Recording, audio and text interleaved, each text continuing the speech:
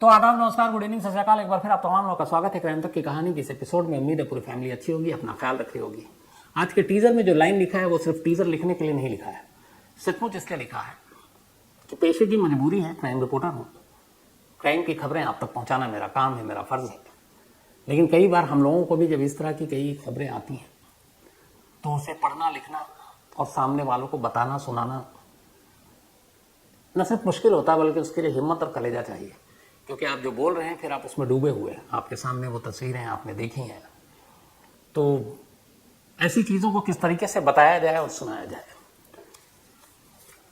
तो इसीलिए कहा कि इसको वाकई कलेजा चाहिए। कई बार ये मैं दोहरा चुका हूं कि अपने क्राइम रिपोर्टिंग के करियर में कई बार ऐसा महसूस हुआ कि इससे ब्रूटल, इससे ज़्यादा दरिंदगी, इससे ज़्यादा खौफनाक, इस शर्मनाक और कोई क्राइम मैंने नहीं देखा। लेकिन हर बार गलत साबित हो जाता हूँ, क्योंकि उसके बाद फिर नई चीज़ें आती हैं। अभी हाल में जब आफ्ताब और श्रद्धा की कहानी आई, आप तक पहुँचाई, 6 महीने तक लाशों के टुकड़े करके कैसे वो फेंकता रहा अलग अलग इलाकों में, तो लगा उसके बाद फ्रिज में रखे हुआ उसी फ्रिज से पानी पी रहा है। लगा इंसानियत कहाँ चली गई है, इससे ज़्यादा दरिंदगी कुछ नहीं हो सकता। लेकिन फिर गलत साबित हो गया, क्योंकि मुंबई के एक किचन से एक ऐसी खबर बाहर आई है जो शायद दुनिया के किसी दूसरे किचन से नहीं आई होगी। सोचकर ही सिहरन पैदा होती है।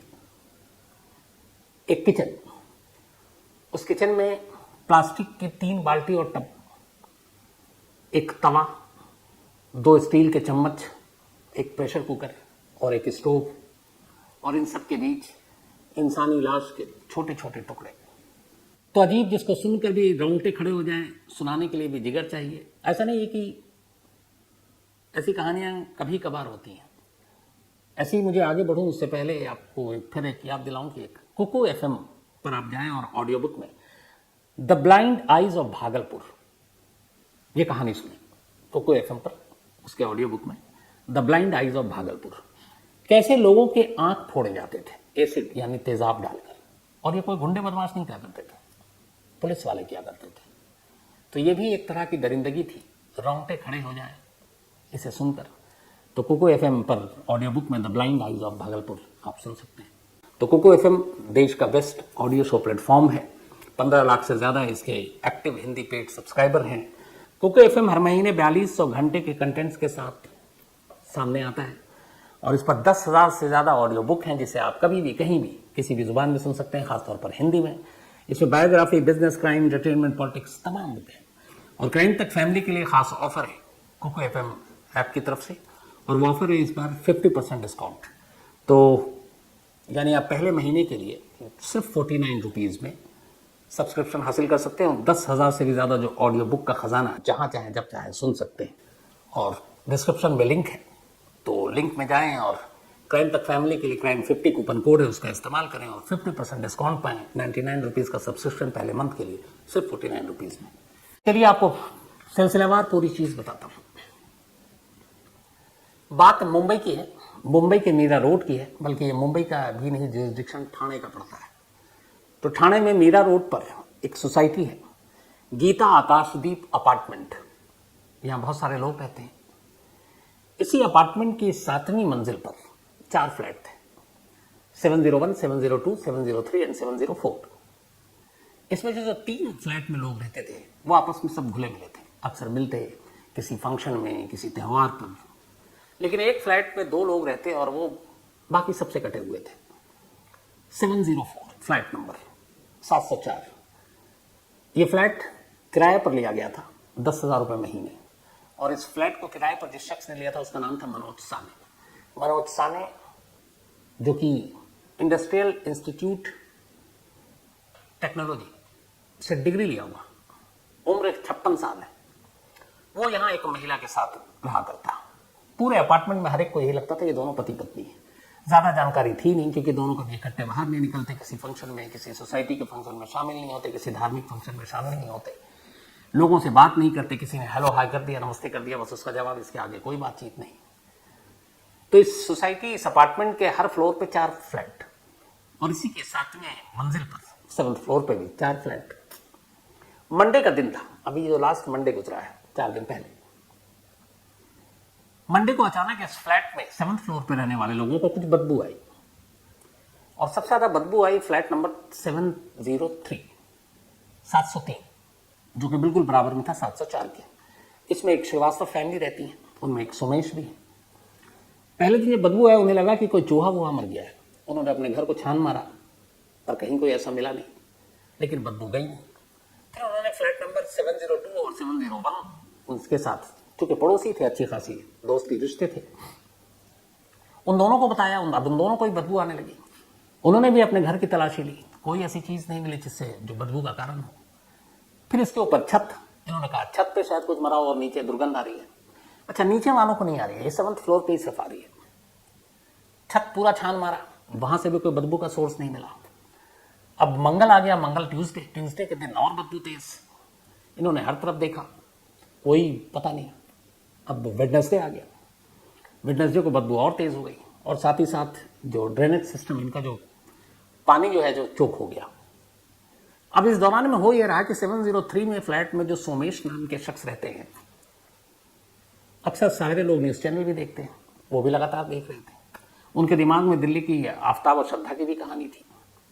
जब बदबू आई तो पहले ही दिन मंडे को उसके दिमाग में आया कि ये बदबू आ रही, कहीं ऐसा तो नहीं किसी ने किसी को मार के फेंक दिया और यहीं पे और लाश की बदबू। उसने अपनी माँ से बोला ये बात। माँ ने कहा कि तेरे दिमाग में बस यही सब चढ़ा रहता है, ज़्यादा न्यूज़ चैनल और ये सब देखता है। तो माँ ने कहा कि ये सब बकवास है, कोई जानवर मर गया होगा, उसकी बदबू आ रही है, कोई और वजह होगी। फिर उसे भी लगा, उसने छोड़ दिया। लेकिन वेडनेसडे तक आते आते बदबू बहुत तेज हो गई। अब तीनों घर अपने अपने सब साफ कर चुके थे, लेकिन बदबू अब भी थी। फिर उन्हें एहसास हुआ कि बदबू 704 के दरवाजे से बाहर आ रही है। सोमेश वहां जाता है, उस फ्लैट में घंटी नहीं थी, डोरबेल नहीं, वो दरवाजे को पीटता है, दरवाजा खुलता नहीं है। थोड़ी देर तक वहीं खड़ा रहता है। अचानक जब वो खड़ा हुआ था तो जब वो गया पहली बार, तब उसे दरवाजे के अंदर से तेज बदबू आ रही थी।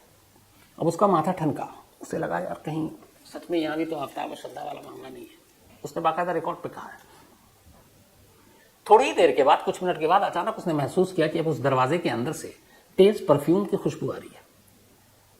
उसे लगा कि अंदर अब कोई एयर जो रूम फ्रेशनर है वो डाल रहा है। अब उसे और शक होने लगा कि अभी मैं आया तो दरवाजे के पास बदबू आ रही है, अब अचानक उसने रूम फ्रेशनर की खुशबू आने लगी है। इसका मतलब है कुछ छुपाया जा रहा है। वो दरवाजा पीटता है। थोड़ी देर के बाद एक शख्स दरवाजा खोलता है, वो बताता है कि देखिए बहुत तेज बदबू आ रही है, आपको भी आ रही होगी। तो बोला हाँ मैं देखता हूँ कोई, तो उसने बोला कोई जानवर वानवर मर चुका हो, कोई चूहा हुआ। तो उसने कहा ठीक है मैं शाम को आके चेक करूंगा, इस वक्त मेरी जल्दी बहुत इमरजेंसी मीटिंग है, मैं अभी जा रहा हूँ। ये कहकर वो शख्स यानी कि मनोज 704 से चला गया। सोमेश वापस आ गया, लेकिन उसे तेज बदबू अब आ रही है। उसे लगा कुछ गड़बड़ है। उसने कहा कि यहाँ पे बदबू इतनी तेज और ये शख्स बड़े आराम से कह रहा है मैं भी आऊंगा तो शाम को चेक करूंगा। वो नीचे सोसाइटी वालों के पास पहुंच गया। सोमेश ने जाके कहा कि देखो, अच्छा 2-3 दिन से इन लोगों ने कंप्लेन की थी, उस सोसाइटी के जो जिम्मेदार लोग हैं। फिर उसने पूरी कहानी बताई। उसने कहा कि ऐसे ऐसे बाकी हमारे 701, 2, 3 सब चेक कर लिया, कुछ नहीं है, छत पे कुछ नहीं है। 704 से बदबू आ रही थी और जब मैं दरवाजे पे खड़ा था तो अचानक रूम फ्रेशनर की वो खुशबू आने लगी। तो श्रद्धा और आफ्ताब के केस में भी यही हुआ था, मैंने सब देखा है, पढ़ा है, तो कुछ गड़बड़ है। और ये शख्स जल्दी में भाग भी गया। सोसाइटी वालों को भी ये कहानी मालूम थी पहले की, आफ्ताब श्रद्धा की। उन्होंने कहा अच्छा। उन्होंने फौरन पुलिस को कॉल कर दिया। अब पुलिस की टीम पहुंची। अब जाहिर है पुलिस को भी ये सारी आजकल कहानियां पता है, किसी फ्लैट से बदबू आ रही है तो पहला उनका शक क्या होता है। पुलिस को भी लगा कुछ गड़बड़ है। अब वो पड़ोसियों के साथ लेकर 7th फ्लोर पे जाते हैं। 704 ताला लगा हुआ है। पुलिस ने कहा कि ठीक है आप सब गवाह हैं, पड़ोसियों को गवाह बनाया और ताला तोड़ दिया। ताला तोड़कर जैसे ही दरवाजा खोला, अंदर से एक तेज बदबू आई और अब ये यकीन हो गया कि बदबू का सोर्स यही घर है। अब पुलिस की टीम पड़ोसियों को गवाह बनाकर किसी तरह नाक पे रुमाल रखते हुए, एक दो तो उल्टी कर चुका, रूम के अंदर दाखिल होते हैं। फ्लैट में दाखिल हुए। अब हर एक के जहन में आफ्ताब श्रद्धा वाली फ्रिज भी थी। एक ने सबसे पहले फ्रिज खोला, साफ बिल्कुल कुछ नहीं, जरूरी सामान जो रोजमर्रा के इस्तेमाल की वही रखा हुआ है। उन्होंने कहा शायद हम गलत है। बेडरूम में गए, बेडरूम साफ, कहीं कोई खून के निशान नहीं, कोई चीज नहीं। बाकी सारा ड्राइंग रूम भी छान मारा, कहीं कुछ नहीं, पर बदबू वहीं से आ रही है, ये कंफर्म है। अब पुलिस की टीम किचन की तरफ बढ़ती है, साथ में वो पड़ोसी सुमेश भी। जैसे ही किचन में गए, सभी को एहसास हुआ कि सबसे तेज बदबू इस किचन से आ रही है। अब इसके बाद सबने और मुंह पे नाक पे रुमाल रखा और किचन में रखी हुई चीजों को गौर से देखना शुरू किया। किचन में जमीन पर 2 प्लास्टिक की बाल्टी और एक टब रखा हुआ था। बाल्टी में पानी भी था और टब में भी, और उस बाल्टी में कुछ टुकड़े थे। उन्होंने देखा पानी का रंग भी अजीब है और ये टुकड़े क्या है। शुरुआत में देख को ऐसे ही लगा कि जैसे कोई मांस के टुकड़े होते हैं छोटे छोटे, वैसे ही है जैसे आमतौर पर आप कसाईयों की दुकान में होते हैं। फिर उन्होंने ध्यान से और देखा तो देखा कि एक स्टोव है, स्टोव के ऊपर एक तवा रखा हुआ और उस स्टोव के साइड में तवे के बराबर में स्टील के 2 चम्मच रखे हुए हैं। जब उन्होंने उस तवे को ध्यान से देखा तो देखा कि उस तवे पर कुछ मांस रखा हुआ है, जिससे ऐसा लग रहा है जैसे उसे भूना गया, रोस्ट किया गया हो। चम्मच को ध्यान से देखा तो देखा कि शायद उस चम्मच में भी मांस के कुछ टुकड़े फंसे हुए हैं, शायद उसको उल्टा पुल्टा। अब डाउट लगने लगा, लेकिन ये था कि ये अभी तक क्या है, मांस के टुकड़े, ये समझ में नहीं आ रहा किसकी है, क्योंकि इतने छोटे छोटे थे। इसके बाद अब उन्होंने टब की तरफ ध्यान दिया तो देखा कि टब में कुछ पैर जैसी चीज है, पहला यहां से खटका हुआ, लेकिन रंग बदला हुआ, सब कुछ बदला हुआ, और अगर किसी का काट के डालें तो वो वैसा नहीं होता। फिर उन्होंने एक कुकर देखा, कुकर को खोला, उसके अंदर भी मांस के टुकड़े, बॉइल्ड, उबले हुए। अब सबको यकीन हो गया कि ये मामला क्या है, और सुमेश जो मंडे से शक करा था उसे भी यकीन हो गया। इसके बाद पुलिस वापस बेडरूम में जाती है, तब तक फॉरेंसिक बाकी टीमों को फोन कर दिया जाता कि आप फौरन पहुंचे फ्लैट नंबर 704 में, इस सोसाइटी में, आकाशदीप। इस दौरान जब आप घर की दोबारा से तलाशी ली गई तो वहां एक कोने में एक जूड़ा से जो होता है, चोटी जो होती है औरतों की, तो जूड़े से एक चोटी कटी हुई रखी हुई थी, लंबी सी। तो इससे अंदाजा हो गया कि किसी औरत की चोटी जो है पूरी काट दी गई है, बाल। और उस चोटी को देखकर यह अंदाजा हो गया कि जो किचन में सब देख कर आए हैं ये किसी महिला की लाश के टुकड़े। अब इस बीच में अभी घर के अंदर पुलिस है, उधर नीचे अब मनोज पहुंच चुका है, और मनोज इस बात से बेखबर है कि उसके फ्लैट में इस वक्त पुलिस है। मनोज लिफ्ट की तरफ बढ़ता है, तब तक वो पुलिस की गाड़ियों पे उसकी नजर पड़ जाती है। फिर उसको 7th फ्लोर पे हलचल नजर आती है। अब वो वापस मुंह छुपाकर भागने लगता है, लेकिन चूंकि सिक्योरिटी गार्ड और जो भी स्टाफ थे वहां के सोसाइटी के, वो सब उसको जानते थे, और इतनी देर में ये बात फैल गई थी कि 7th फ्लोर पे 704 में पुलिस आई हुई है, और इसमें मनोज साने नाम का एक शख्स रहता है, और वही मनोज नीचे, और पुलिस को देखकर भाग रहा। तब तक सोसाइटी में रहने वाले लोगों ने उसे दबोच लिया, शोर हुआ, ऊपर तक आवाज गई, पुलिस की टीम आई। अब मनोज को अपने साथ लेकर उसी फ्लैट पर पहुंची। मनोज को सब कुछ दिखाया गया। इसके बाद पुलिस ने देखा कि उस फ्लैट में एक दीवार पर एक बोर्ड सा बना हुआ है, जैसे क्लासरूम में होता है, और उस बोर्ड पे मैथ के कुछ क्वेश्चन लिखे हुए हैं। अब ये सारी चीजें थी, लेकिन अभी भी कंफर्म नहीं हो रहा था कि ये है क्या, क्योंकि मांस के जो टुकड़े थे उसके रंग ढंग अलग थे। लेकिन उस घर में 2 ही लोग रहते थे, एक मनोज और एक सरस्वती, जिससे उस सोसाइटी के लोग हस्बैंड वाइफ मानकर चलते थे, पति पत्नी। अब मौका वारदात पर मनोज और पुलिस, पड़ोसियों को बाहर कर दिया गया। अब दरवाजा बंद और पुलिस ने पूछताछ शुरू की, शुरुआती वहीं पर, क्योंकि मौका वारदात पे बहुत सारी चीजें देखा कर भी पूछी जाती हैं। पूछताछ हुई, इसके बाद मनोज को पुलिस अपने साथ ले गई, फॉरेंसिक की टीम आई, उन सारी चीजों को प्रेशर कुकर से लेकर चम्मच तक से बाल्टी सब कुछ समेटा गया, ले जाया गया अस्पताल ताकि उसकी जांच की जा सके। इधर अब मनोज से पूछताछ हुई। अब मनोज ने बोलना शुरू किया, उसने सच्ची झूठी कहानी सुनाई। उसने कहा कि मैं यहां सरस्वती वैद्य नाम की एक महिला, जिसकी उम्र 34 साल है, उसके साथ रहा करता था, और हम दोनों में अक्सर झगड़ा हुआ करता था। वो थोड़ी शक्की थी, उसे लगा कि मैं किसी और के साथ मेरा अफेयर है, और इस बात पे झगड़ा होता था, और इसी वजह से उसने खुदकुशी कर ली। तो पुलिस ने कहा अच्छा तुमने मारा नहीं, खुदकुशी की? उसने कहा जी। तो उसने कहा अगर उसने खुदकुशी की तो फिर तुमने लाश के इतने टुकड़े क्यों किए, या किसने किए? उसने कहा मैं नहीं किया। तो उसने बोला क्यों किया, जब तुम्हारा इस मौत से कोई उसमें रोल नहीं है? उसने कहा उसकी मौत के बाद जब मैं घर पहुंचा और देखा कि वो खुदकुशी कर चुकी है, कुछ जहर उसने पी लिया, तो मैं डर गया कि उसकी मौत का जिम्मेदार मुझे माना जाएगा और पुलिस मुझे अंदर कर देगी। अब मेरे सामने दिक्कत ये थी कि मैं लाश को ठिकाने कहां लगाऊं। आफ्ताब श्रद्धा की कहानी लेकिन मैं जानता था, 7th फ्लोर पे रहता था, 7th फ्लोर के लिफ्ट से एक लाश को नीचे ले जाना जोखिम भरा था, तो मैं वो कर नहीं सकता था। तो फिर आफ्ताब की कहानी याद आई और मैंने तय किया कि मैं लाश के टुकड़े करूंगा। इसी के बाद वुड कटर और बाकी चीज़ें मार्केट से लेकर आया, और जो जो सामान मिले उसमें नीलगिरी तेल की 5 छोटी बोतल थी, एक टाइल कटर था, एक हथौड़ा था, 200 वोल्ट का एक वुड कटर था। ये सारी चीज़ें लेकर आया वो। प्लास्टिक की बाल्टी लाया, टब लाया। उसने कहा कि अब लाश के टुकड़ों को क्या करें, तो उसने उनको काटना शुरू किया। उसने कहा कि काटने के बाद फिर लगा कि इससे बदबू आएगी, तो मैंने उसको थोड़ा थोड़ा करके किश्तों में प्रेशर कुकर में उबालना शुरू किया।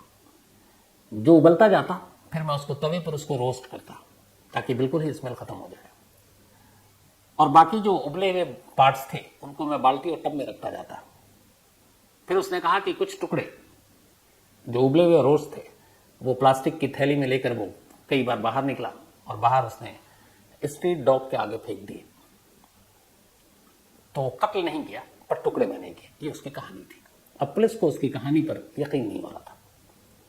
पुलिस ने उससे लंबी पूछताछ की, फिर कोर्ट में ले गए, उसकी कस्टडी मांगी। 16 जून तक के लिए उसे पुलिस हिरासत में दे दिया गया। इसके बाद फिर से उससे नए सिरे से पूछताछ हुई। अब जब पूछताछ हुई तो धीरे धीरे अब मनोज झूठ से थोड़ा थोड़ा सच बोलना शुरू कर चुका है। अब वो कुछ और कहानी सुना रहा है, और उसकी पूरी कहानी कुछ यूं है। मनोज साने अहमदनगर का रहने वाला। इसने इंडस्ट्रियल इंस्टीट्यूट टेक्नोलॉजी से IIT पढ़ाई की। माली हालत फैमिली की ठीक थी, लेकिन 10-15 साल पहले माँ और बाप दोनों की मौत हो गई। बोरीवली में इसका अपना फ्लैट था। इस फ्लैट में रहा करता था, और फिर उसी बोरीवली में एक राशन की दुकान में इसने नौकरी शुरू कर दी। फिर धीरे धीरे वक्त बीता। इसने कहा कि उसका एक बार एक्सीडेंट हो गया, वो हॉस्पिटल गया, एडमिट हो गया, वहां उसे ब्लड चढ़ाया गया। जब वो ठीक हो गया एक्सीडेंट से, तो बाद में फिर वो बीमार पड़ा। डॉक्टर को दिखाया, उसने कुछ टेस्ट दिए। जब टेस्ट कराया तो उसने कहा कि मुझे बताया गया कि मैं HIV पॉजिटिव हूँ, और शायद ये वो जो ब्लड चढ़ाया गया था मुझे एक्सीडेंट के बाद, उस ब्लड की वजह से वो संक्रमित ब्लड था, तो उससे मैं पॉजिटिव हो गया HIV। तो अब वो दवा खाता था, राशन की दुकान में 5,000 की नौकरी करता था, पढ़ा लिखा ठीक था, अपना फ्लैट था। फिर उसने अपने फ्लैट को 35,000 रुपये किराए पर चढ़ा दिया, और वहां से मीरा रोड पहुंच गया।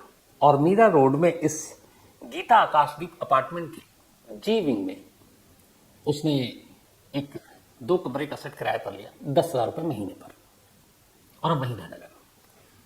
इसका कहना है कि 2008 में जब वो राशन की दुकान में था बोरीवली में, तब एक लड़की आई।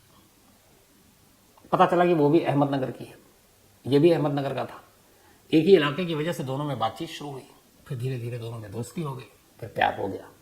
उस लड़की का नाम था सरस्वती। 2008 में, मतलब अब से करीब 15 साल पहले, उसकी उम्र होगी 19 साल, जबकि 56 साल का अभी है मनोज। तो 15 साल पहले उसकी उम्र करीब 30-29 साल रही होगी। तो बोला दोनों में दोस्ती हो गई, फिर प्यार हो गया। सरस्वती जो है वो 5 बहनें थी, अहमदनगर की रहने वाली, लेकिन माँ बाप अलग रहते थे, दोनों में अलगाव हो चुका था। लेकिन 5 बेटियां फिर भी साथ थी माँ की। फिर माँ की मौत हो गई। माँ की मौत के बाद तमाम बहनें वहीं अहमदनगर के एक अनाथ आश्रम में जाकर रहने लगी। इसके बाद 2008 में सरस्वती आ गई मुंबई, और यहाँ बोरीवली में वो टकराई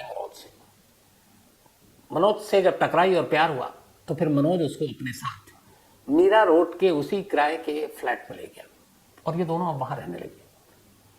मनोज अपना नौकरी करता था, 5,000 रुपये महीने मिलते थे उसको राशन की दुकान से। 35,000 रुपये फ्लैट का किराया आता था, 40,000, 10,000 इधर किराया देता था मीराबाग में, बाकी बचे 30,000। उस पर ठीक ठाक जिंदगी चल रही थी। उसने कहा लेकिन इसी भी पिछले महीने 29 मई को ये हुआ कि जिस राशन की दुकान में वो नौकरी किया करता था, उस दुकान का लाइसेंस खत्म हो गया, तो राशन की दुकान बंद और वो बेरोजगार। इसके बाद उसने बोला कि फिर सरस्वती से लड़ाई झगड़ा शुरू हुआ। फिर उसने कहा कि सरस्वती को यह भी डाउट था कि वो जब भी लेट आता था तो उसे लगता था मेरा आप किसी और के साथ अफेयर है। फिर उसने ये भी बताया कि जब वो दोनों आए और साथ रहने लगे, तो साथ रहते रहते फिर दोनों ने फैसला किया कि हम शादी करेंगे। लेकिन इशू ये था कि दोनों की उम्र में बहुत फासला था, वो 56, ये 34। फिर भी एक साथ रहने के लिए उसने कहा कि हम दोनों ने जाकर मंदिर में गुपचुप तरीके से शादी कर ली। और इस शादी की खबर सिर्फ सरस्वती की, बाकी की 4 बहनों की थी, और किसी को नहीं। इस दौरान जब इसके साथ लिविंग में रह रही थी सरस्वती, तो बीच बीच में अहमदनगर उस अनाथ आश्रम में भी जाती थी। और वहाँ की बाकी लड़कियों बच्चों के लिए वो बहुत सारे सामान लेकर जाती थी। मनोज के पास अपनी एक कार थी और वो उस कार में जाया करती थी, और वहाँ जब भी कोई पूछता था तो वो मनोज को अपना मामा कहकर मिलाती थी, क्योंकि उसे लगता था कि लोग क्या कहेंगे, उम्र में इतना फासला है, तो कहीं उसने पैसों के लिए तो शादी नहीं की। ये सब कुछ चल रहा था। लेकिन फिर ये 29 मई की कहानी बेरोजगार, उसके बाद एक शक की कहानी जो मनोज का कहना है, झगड़ा शुरू हुआ। इस दौरान उसने बताया कि अब सरस्वती पढ़ना चाहती थी। जब वो अनाथ आश्रम से मुंबई आई तब उसने 10वीं का एग्जाम दिया था और फेल कर गई थी। तो उसने कहा आप दोबारा से पढ़ेंगे? मनोज तो कोई ठीक ठाक पढ़ा लिखा इंसान, उसने कहा ठीक है तुम 10वीं का इम्तिहान दो। मैथ वो खुद पढ़ाता था और घर में एक दीवार पे उसने बोर्ड बनाया और उसको मैथ पढ़ाता था, और इसलिए जब पुलिस मौके पर पहुंची तो दीवार पे मैथ के कई क्वेश्चन उसको लिखे हुए नजर दिया है। तो मनोज का ये कहना था कि हमने शादी कर ली थी, अब हम लिव इन में नहीं पति पत्नी के तौर पर थे, लेकिन सरस्वती शक्की थी, बेरोजगार हो चुका था, पैसे की भी किल्लत हो रही थी और इस वजह से झगड़ा हो रहा था, और उस झगड़े की वजह से फिर उसने खुदकुशी कर ली जहर पीकर। लेकिन पुलिस ने कहा नहीं, हाँ तुम झूठ बोल रहे हो। अब उसने दूसरा स्टेटमेंट दिया, हालांकि वो कभी देता है पलटता है। जो पुलिस सोर्सेज उनका कहना है कि उसने ये माना है कि उसने सरस्वती को चाकू मारा और चाकू से उसकी जान दी, और यानी एक तरह से उसने कत्ल किया। सरस्वती ने खुदकुशी नहीं की। लेकिन वो बयान बदल रहा है, और अब पुलिस के सामने चैलेंज ये है कि सबसे पहले तो सरस्वती के कत्ल की मोटिव यानी कि मकसद को लाया जाए कि वो मकसद क्या है। दूसरा, मकसद लाने के लिए दूसरा ये कि ये कत्ल है या सुसाइड, इसको साबित करें। अब ये साबित कैसे होगा? मनोज जो अक्यूज है वो कह रहा है कि उसने जहर खाई, फिर पुलिस कह रही कि नहीं तुमने उसको चाकू से मारा। अब ये दोनों चीजें साबित कैसे होंगी? अगर सरस्वती ने खुदकुशी की और उसने जहर खाकर खुदकुशी की है तो ये आराम से मेडिकल रिपोर्ट से पता चल सकता है, और वो ये कि उसकी विसरा था। बार बार आपको कई बार विसरा के बारे में बता चुका हूं। उस विसरा की जांच में पता चल जाएगा कि उसके पेट की थैली में जहर पहुंचा था कि नहीं। अगर उसे चाकू से मारा गया है तो उसके जिस्म के घाव से ये पता चल जाएगा कि उसकी मौत चाकू से हुई है। लेकिन ये अजीब केस है, ये दोनों ही चीजें कैसे साबित की जा सके? सरस्वती की लाश के टुकड़ों के टुकड़े हो चुके हैं, छोटे छोटे, न सिर्फ टुकड़े, उन्हें प्रेशर कुकर में उबाला जा चुका है, उसे तवे पर भूना जा चुका है। अब ऐसे में पेट की थैली का वो हिस्सा सलामत है या नहीं, कैसे बताया जा सकता है? सेम उसी तरीके से उसके लाश के छोटे छोटे टुकड़े हो चुके हैं, उबाला जा चुका है, भूना जा चुका है, कुछ हिस्से स्ट्रीट डॉग को खिलाए जा चुके हैं, कुछ हिस्से उसने फ्लश करके भी बहाया है। तो अब ऐसे में चाकू से मौत हुई, चाकू के वो घाव, और घाव जिस जगह पर है उसके टुकड़े का मिलना आसान नहीं। तो यहां पर कुल मिलाकर शायद मनोज को भी यह पता है कि अगर मौत की वजह साबित नहीं हो पाई तो वो आसानी से निकल देगा, और मुझे लगता है कि वो आफ्ताब पूनावाला से 2 कदम आगे जाकर सोचा उसने। और इसीलिए पुलिस से जो हमारी बात हो रही है और जो हमारे रिपोर्टर हैं जो बात हुई है, उनका ये कहना है कि बहुत शातिर है। इसे मालूम है कि अगर ये सिर्फ बयान देगा तो ये बयान तो पुलिस के बाद अदालत में तो मान्य है नहीं, तब उसके बयान के आधार पर उससे सच उगलवाना, और सच उगलवाने के साथ वो सबूत हासिल करना जिससे कि ये साबित किया जा सके कि सरस्वती की मौत खुदकुशी नहीं बल्कि कत्ल है, उसके लिए फॉरेंसिक एविडेंस की जरूरत है। तो जैसा मैंने कहा कि विसरा का हिस्सा मिलना मालूम नहीं, चाकू के घाव दिखने या उस जगह पे जहां पे मारा गया वो हिस्सा मिलना पता नहीं। तो अगर ये चीजें नहीं पता हो और आगे चलकर वो कोर्ट में खड़ा होकर ये कहे कि सरस्वती ने खुदकुशी की है और ये खुदकुशी का ही मामला बन जाए तो आसानी से बच जाएगा। अब इस केस में ये पता नहीं है कि वाकई ये खुदकुशी है या मर्डर है, तो इसीलिए थाने पुलिस के सामने ये एक अजीब सा केस आया जिसमें कातिल उसके सामने है, जिसमें मकतूल की लाशें मिल चुकी हैं।